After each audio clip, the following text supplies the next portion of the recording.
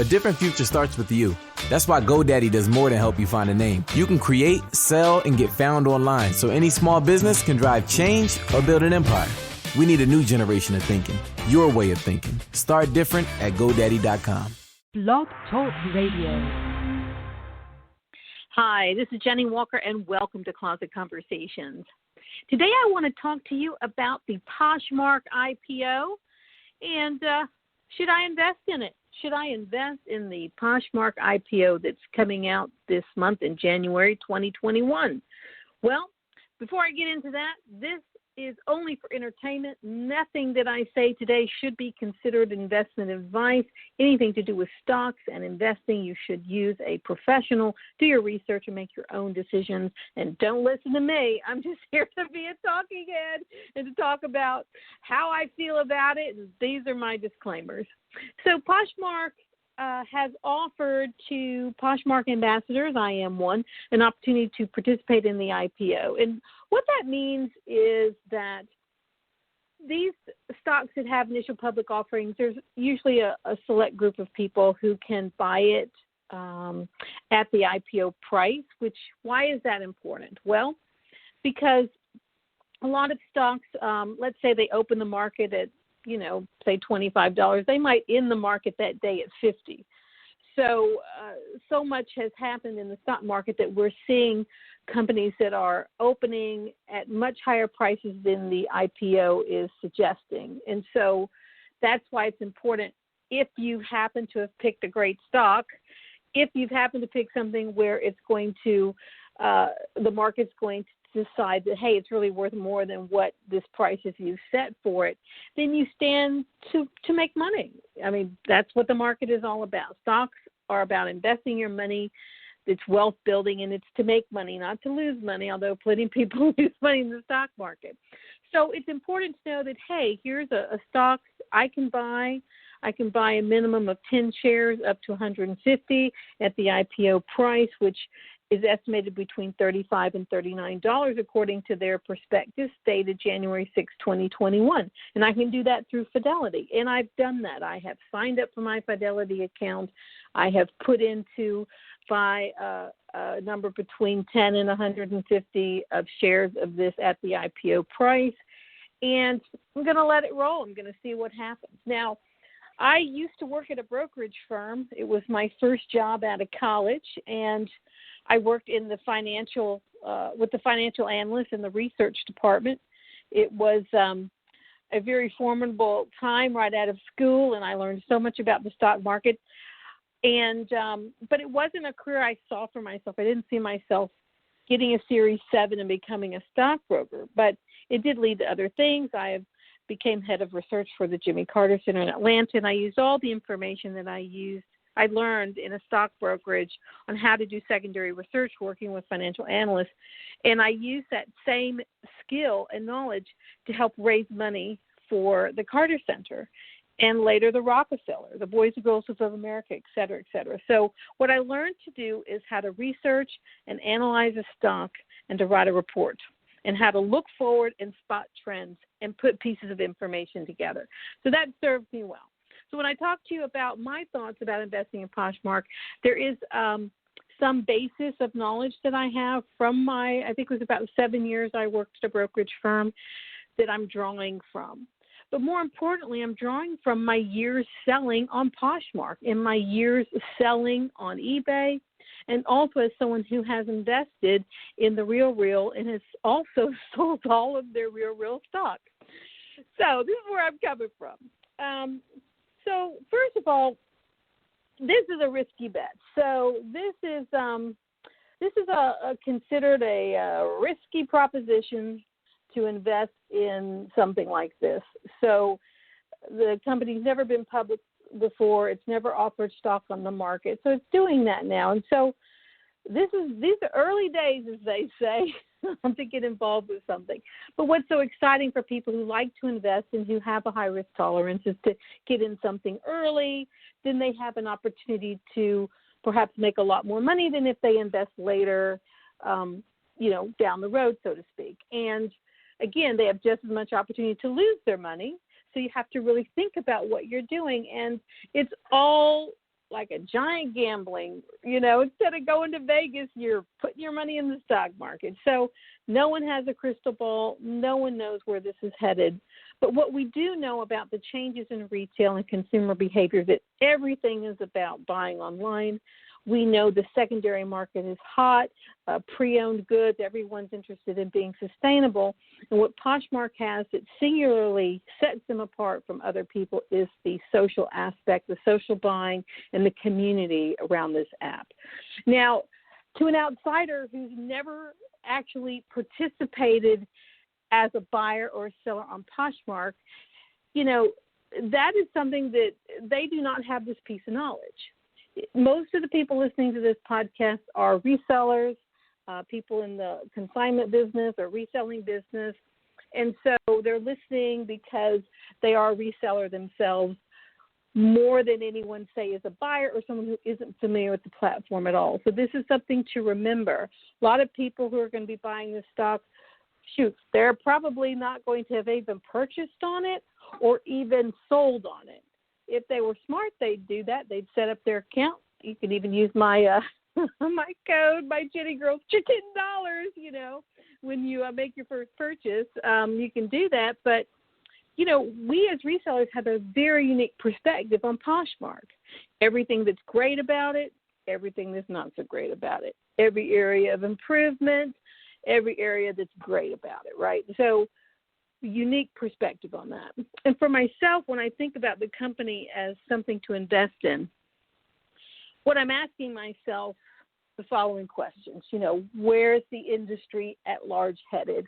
Is this something that's disruptive?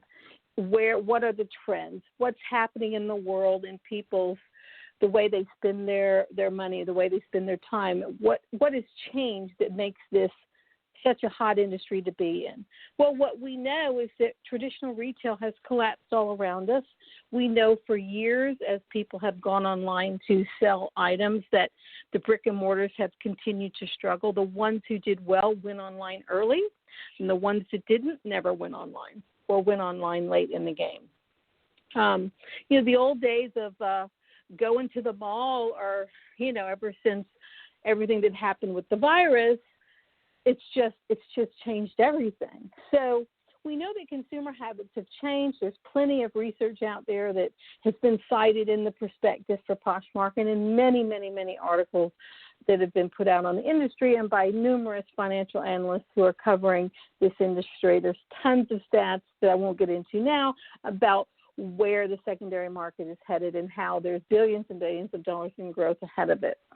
And as someone who has been selling on Poshmark for a number of years, someone who's sold on eBay, someone who's sold on Mercari, someone who has bought in on the RealReal, someone who's bought and sold on ThredUp, someone who's bought and sold on Tradesy. I have a unique perspective. And what I can tell you is, having now settled into this, having been an investor in RealReal and taken my money out of it, I actually took it out and put it in Tesla. So I'm not patient enough for the RealReal game, apparently.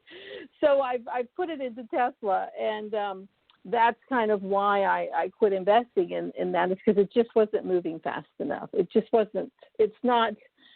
That model is not taking off in the way that I am hopeful that the Poshmark model will take off, because the RealReal model is very, very different. The consignment model is very different from the reselling model. And the fact that the RealReal has to do so much work to take possession of goods, get them processed and out onto the marketplace, which is so different from what Poshmark does. Poshmark is like eBay, in the sense that it's a platform, it's out there, it's a selling platform, and we, the sellers, do all the work.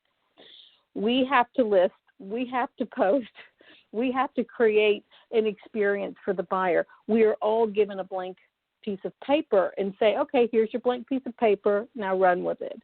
And so in one sense, that's a big difference between Poshmark and the RealReal, this consignment and reselling. So there's a lot of is going to rely on its community to do in order to be successful. And they've said as much in their perspective. I highly suggest you get a copy of this. You've got to read it. It's very well written. And you can just download it, sec.gov, and just download this thing. And it's free for people. And if you haven't signed up to get their alerts in the future, once they set up their investor relations tab on their website, which they are bound to do, you can probably sign up there for newsletter and get the alerts. In lieu of that, just go to sec.gov, search on Poshmark, and get any filing that they make from here forward. Now, because of how they are defined, they are going to be a little bit less forthcoming in details because of a certain category of stock that they're in, so like an emerging growth stock. And so there's tons of information here as someone who has sold on the platform. It's just wonderful to read. It's wonderful to see how they've spelled it out for everyone in a way that it's really obvious. It's spelled out in a way that people who've never bought or sold on the platform can understand what's happening, which is terrific. But anyway, back to Poshmark. So should I invest in it? Well, the way I look at it is, how do I want to put this? I understand the platform, and I see where it's headed. Think about it in terms of eBay and where eBay was in its infancy, and this is what I do want to compare it to rather than the real. It is poised to go global. It's working very hard with its sellers to create something that continues to improve on itself. The social component is clearly a standout, and it's got a lot of flexibility in ways it can choose to grow. We know it's in Canada. We know they've got copyrights because the prospectus told me on their name in Australia, the European Union, the United Kingdom. I mean, they're going to be global. It's just a matter of when. It's how fast can they get the technical system in place to do that? How quickly can they scale? And there is a lot more pressure when you go public because a lot of the investors are going to be going, okay, we're looking at you guys. We're looking at you every quarter. We want to see how you're doing. We're going to hopefully see earnings that are increasing and things like that. But there are a lot of things that can get in the way. And so as someone who sells on the platform, I can tell you that I'm very proud to be a seller on there.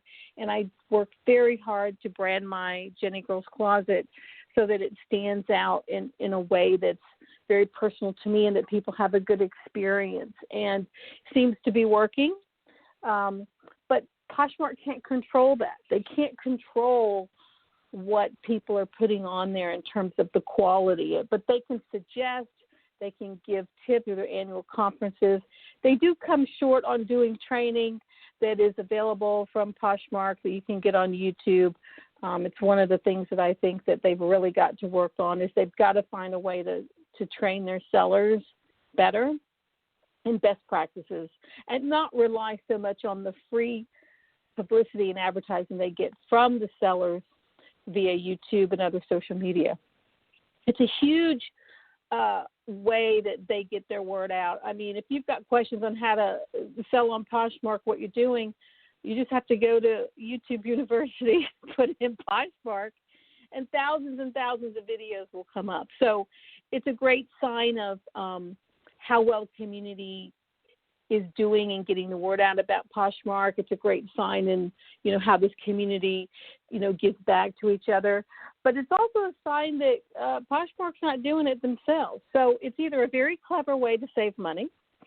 Obviously, they have to spend less money on advertising if we're doing it for them. But there's trade-offs because they're not in control of the information that's put out there. And so it's very interesting to me to see how their advertising costs going to be interesting to watch it going forward, how that plays out overall compared to the incentives that they give us. Now, if you're a reseller on Poshmark, if they have these affiliate campaigns you can do, and you can earn. At one time it was $5, sometimes it's $10, depending on your number of followers you have on the different social media platforms. I mean, we are being paid to advertise to them more so than having to pay cash because we're being paid, through the platform. Sometimes it's credits versus real cash, but this is a very interesting way to get the word out. Rely on their sellers to do it, but then they don't have control. So it's a trade-off. I think about Poshmark long-term. I think about where they're headed. The minute they open up that border between the U.S. and Canada and we can sell to one another, everything is going to change. There's going to be a huge influx of sales. I just know that it's coming because we're going to have more to draw from. I've certainly searched on the Poshmark Canadian site, and I've seen things that I wished I could buy that I was unable to do. And I know it's just a matter of time before that's in place. I'm thrilled to know that they're going to be headed to Australia and to the United Kingdom, and that they've already, according to their website, have job openings in those areas. So we know that's coming. But this is where they're headed. They're going to be global. It's just a matter of time. And so if you think about the level of revenues that they already have, only being in the United States and Canada, and the Canadian market is so new, only like about 2 years old, that really gives you an idea of the growth of this company.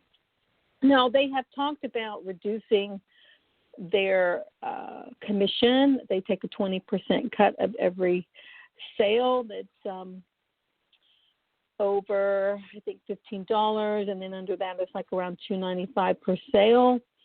This is something that they've talked about they may need to reduce in order to attract more sellers to the platform versus buyers. What's interesting about people who are selling these days is that, there's so many different kinds of sellers. There's the person who's just cleaning out their closet. There's the person who's trying to make a business of it. But the trend these days is to sell on multiple platforms. And so there are software companies out there now that offer software so I can take my Poshmark listing and put it on an eBay, or I can take my Poshmark listing and put it on a Mercari, or I can take my Mercari listing and put it on a Poshmark. So these cross-listing softwares are out there to help professional resellers do more of what they like to do. And so it tells you this is a very different person who's on Poshmark, someone who's doing this full-time. I am a full-time reseller. I'm selling on Poshmark. I'm selling on eBay. I'm selling on Mercari. I'm selling on Tradesy. I co-own a consignment shop with a storefront. I mean, this is not the normal person to be selling on Poshmark who's in it full-time. It's not, the bulk of the people are not full-time. They are part-time.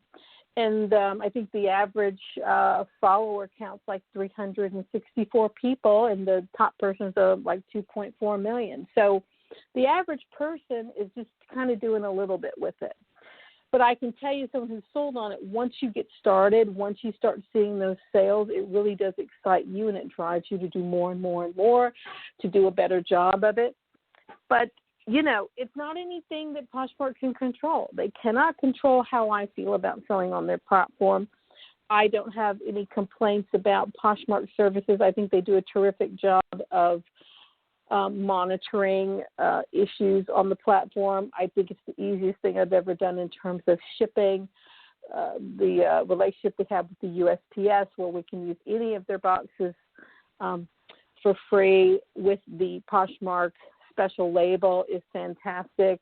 The way you can upgrade shipping with, if it's more than 5 pounds. I mean, they've done a great job of making it as easy as humanly possible to sell on that platform, which is so different from eBay, where you have to figure out the shipping. It's one of the hardest aspects where I've lost money on eBay because of shipping. I've learned how to make money on eBay because of shipping.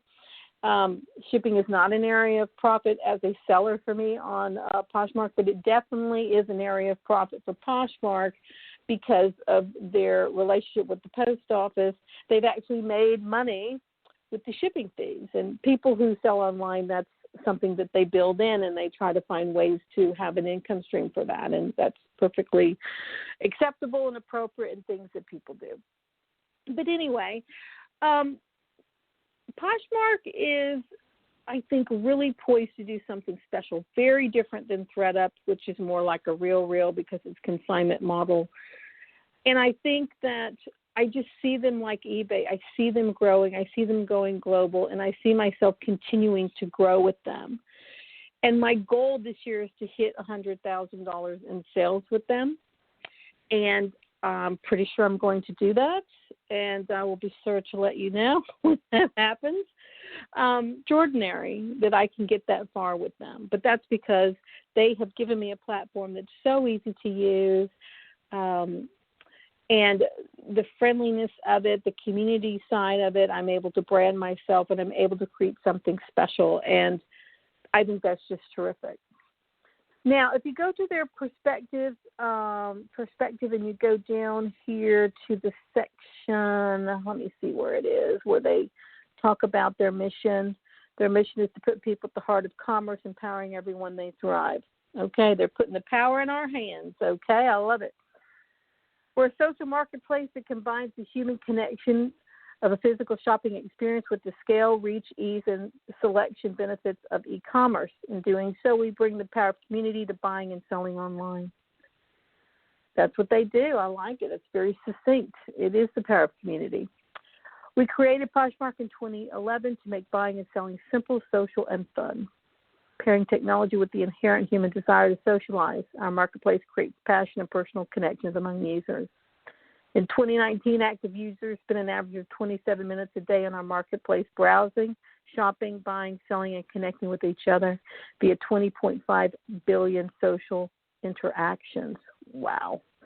We dynamically curate our marketplace into lifestyle categories such as apparel, accessories, footwear, home, and beauty. Powered by a proprietary technology, our social marketplace is purpose-built to enable simple transactions, seamless logistics, and engaging experience at scale.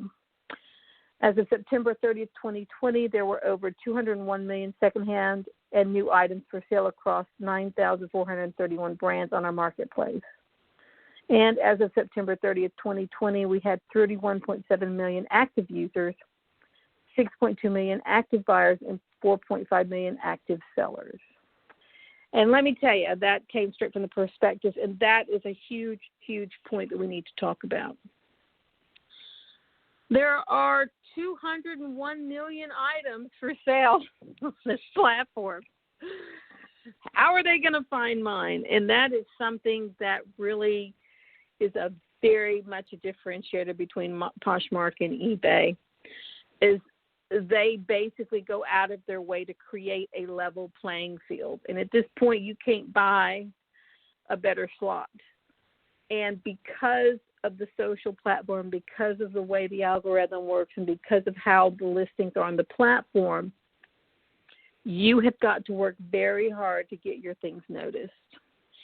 And my little listing is one of 201 million running around there. I have 1,500 listings, almost 1,600 listings on this platform, and there's 201 million. Now, how are they going to find mine? And this is something that I think is an area that they're going to need to think about and to work on, because 6.2 million active buyers, 4.5 million active sellers. So I am competing with 4.5 million sellers, 201 million listings to get my 1,600 listings seen. And there are days I don't even sell anything on Poshmark. And so some of the downside of Poshmark is the having to share your listings in the community to be seen. It's how the rankings work. And this is where eBay is so different, where eBay has this new model where you can buy to promote your listings higher in search results. And, you know, such a different model. I mean, eBay doesn't have this kind of community, but I can pay a fee and be willing to pay a higher commission so that people will find my listings. Can't do that on Poshmark. There is no paying. So the workaround is sharing your listings to the top of the feed is the way to get them noticed. And so companies have popped up that actually offer services for sharing that people can buy as long as a human is doing the sharing. It doesn't violate their terms of service. So it kind of gives you a sense of some of the things that don't work perfectly with Poshmark. I mean, I think I have carpal tunnel as it is from sharing my closet, working on my closet, following people. I mean, the amount of effort it takes to push your inventory out and to do well on the platform, this is something that they've really got to work on, because there are times when my hand hurts. Like, I cannot push another button. I can't share another listing. It's just like, I know I've got carpal tunnel from all of this. Part of the good and the bad of this platform is that no one's going to see my listings. Like, I actually went to the point to where I had to hire an outside firm to do my sharing. They do use a human. And yes, you see a difference when your items are shared because it's more active. It moves them around in the 201 million listings. There are times when it expires, and I'm like, I wonder why I'm not selling anything for a whole week. And then I realized that I didn't renew my monthly fee with the sharing service. And it's like, oh yeah, I've got to do that. And then I'll start over, and suddenly there's more action. So, that is an aspect of this that they probably weren't thinking about in the beginning, about what was going to happen years later when there's millions and millions of sellers and millions of items. Like, how is anyone going to build up their brand, right? So this is where people who want to be serious sellers and not just sell a few things in their closet, you've got to work really hard to build your brand on this platform. So yeah, it'll be interesting to see where all of that heads. I love that there's 9,431 brands on there, because there is a wide range of things, and I would have thought it was even more brands than that. So that's really, really good to know. Active buyers, 6.2 million. I love the fact that Poshmark uses Google search and that listings can be found. I have found many of my own items on a Google search. So I love that they do that, and you can always tell when it's someone who's new to the platform that's buying from you. So that's really fantastic. So these are just a few things I wanted to talk about. I plan to do many, many more podcasts on Poshmark. For me, it's not a perfect platform. If I were looking to invest, I really would draw some comparisons to the Real in terms of the trends in the industry at large. I would look at eBay, and certainly ThredUp when they go public will have a lot of information. But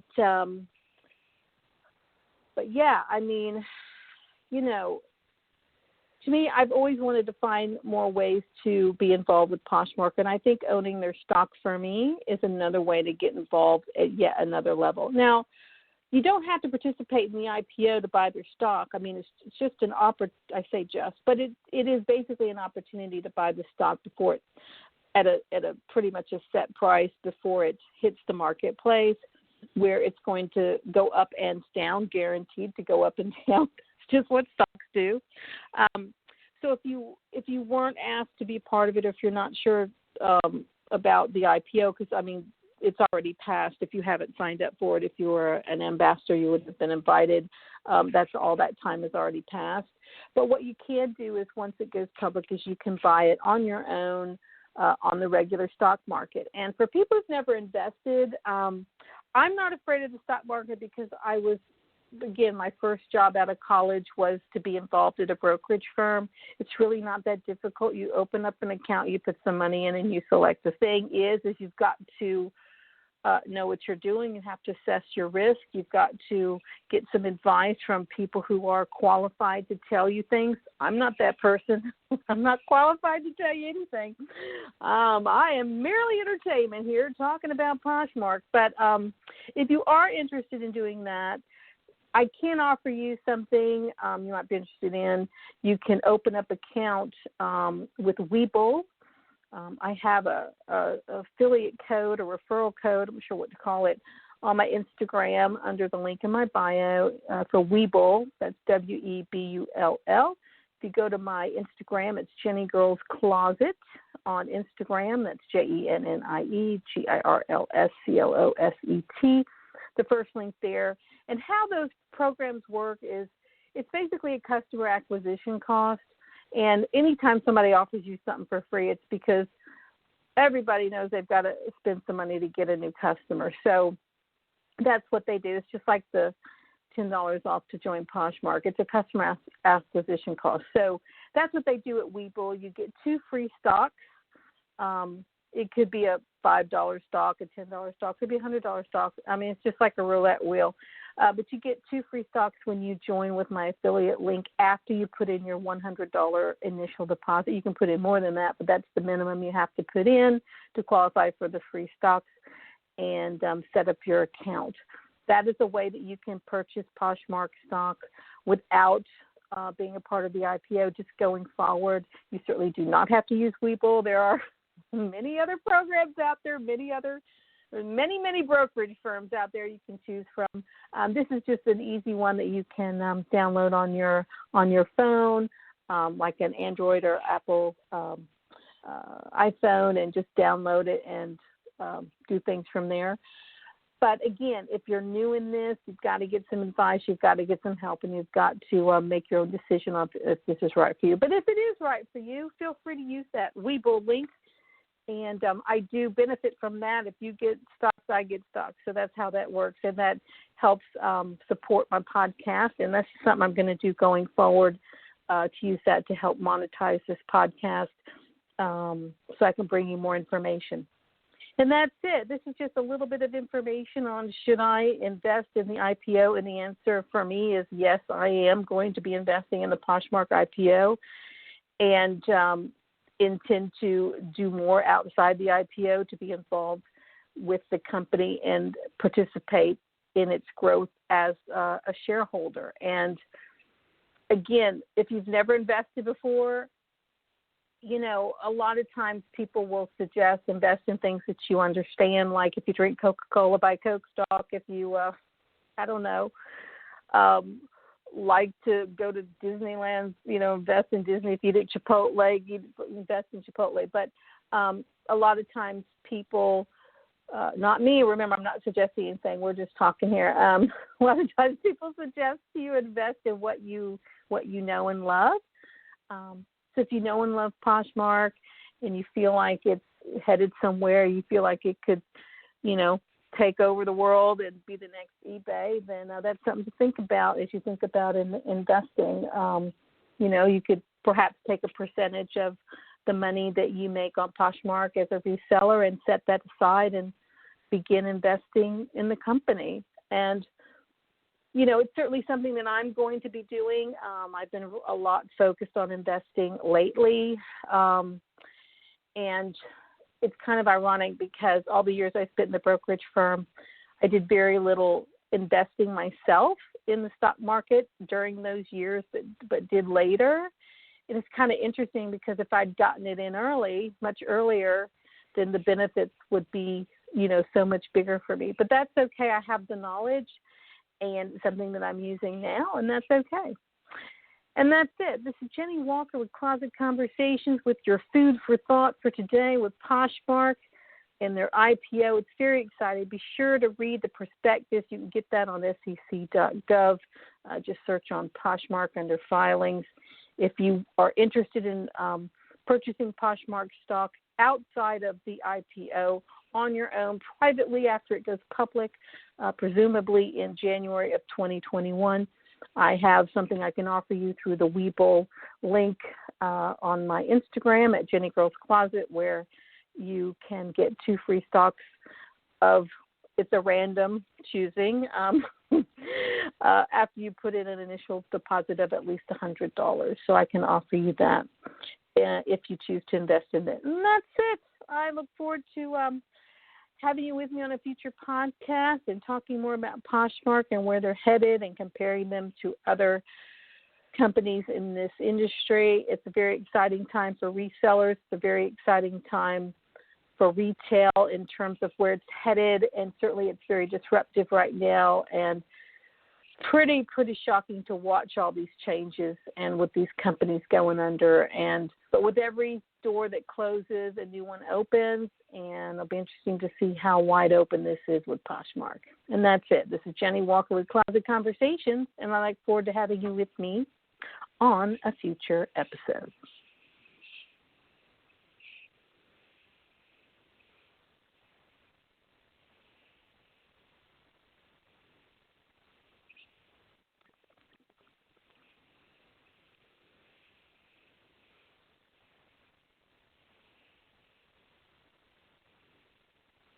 A different future starts with you.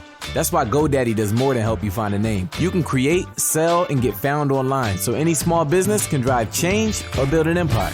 We need a new generation of thinking. Your way of thinking. Start different at GoDaddy.com.